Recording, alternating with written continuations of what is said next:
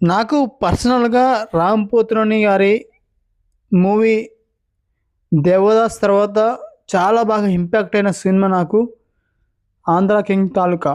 నిజంగా చెప్పాలంటే యాక్టింగ్ పరంగా నాకు 'రామ్ పోతినేని' గారి సినిమా 'ఆంధ్ర కింగ్ తాలూకా' చాలా బాగా నచ్చింది నాకు.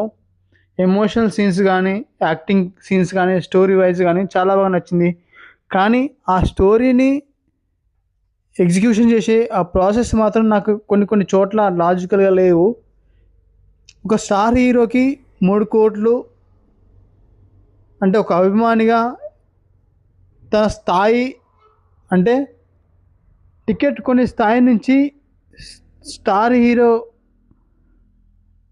స్టార్ హీరోకి 3,00,00,000 ఇచ్చే స్థాయి ఎదిగే ఆ ప్రాసెస్ కానీ అంటే స్టోరీ చాలా బాగా నచ్చింది. కానీ ఎగ్జిక్యూషనే కొంచెం నాకు ఫాస్ట్‌గా అనిపించింది. సరే ఏదేమైనప్పటికని స్టోరీ పరంగా నాకు చాలా బాగా నచ్చింది. ఎమోషనల్ సీన్స్ చాలా బాగా నచ్చాయి.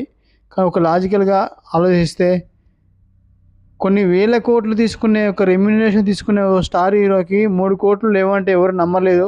నేను కూడా నమ్మలేను. కానీ కొంచెం బ్యాక్‌గ్రౌండ్ స్కోరింగ్ ఏదైతే ఉందో బ్యాక్‌గ్రౌండ్ మ్యూజిక్ డైరెక్టర్ ఎవరో కానీ చాలా బాగా నచ్చింది నాకు.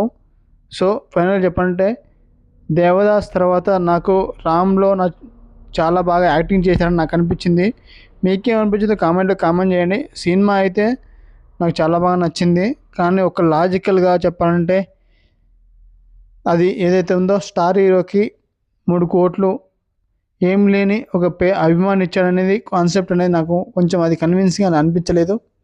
కానీ లవ్ స్టోరీ ఆ సీన్స్ కానీ భాగ్యశ్రీ బోర్సే మధ్య, రామ్ పోతినేని మధ్య సీన్స్ చాలా బాగా అనిపించాయి.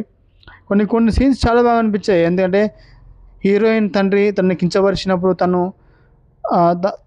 తనకు ఆ ఇంటర్వెల్ సీన్ చాలా బాగా నాకు అనిపించింది. ఇది నాకు ఓటీటీలో చూశాను. 'ఆంధ్ర కింగ్ తాలూకా' చాలా బాగా నచ్చింది. కొన్ని సీన్స్ కొన్ని మైనస్ ఉన్నాయి. కానీ అవన్నీ నాకు రామ్ పోతినేని యాక్టింగ్ పరంగా అవన్నీ నాకు పెద్దగా అనిపించలేదు. మీకేమనిపించింది కామెంట్‌లో కామెంట్ చేయండి. లైక్ చేయండి, సబ్స్క్రైబ్ చేసుకోండి. Thank you for the watching.